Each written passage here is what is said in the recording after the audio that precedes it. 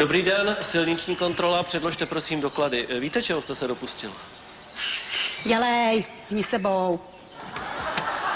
No, tak snad se musíš nejdřív odpoutat, ne? Bez toho, jak si nevylezeš. To snad není možný. Jo, co jsem si to vzala, to snad není možný. Pane policajte, prosím vás, jo, dejte mu pořádně mu to osoulte. Já ho neustále napomínám, jenomže to je úplně zbytečný, protože víte proč?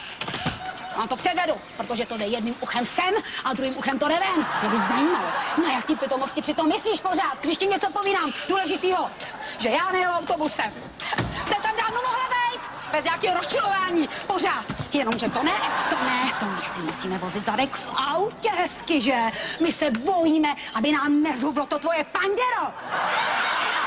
Slyšte to? Neslyšte nic, protože on nemá slov, ale já ty slova taky nemám, protože mě už tlačí čas, tak koukej zaplatit. Dělej, neodmluvej pánovi, ať se hneme z místa. Mně totiž není, my si přijedeme pozdě k mojí mamince. Mně ne! Teda člověče, vy byste zasloužil trnovou korunu.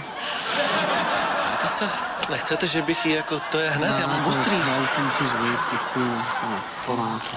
Aspoň na mě buďte hodnej třeba, nebo to. No to já budu, no.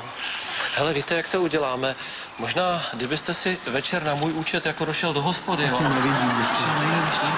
Tak jo, děkuju. Akorát teda až půjdete z té hospody, jo, tak pěšky, autem už ne. Dobře, nashledanou. No pojďte, pane, pojďte.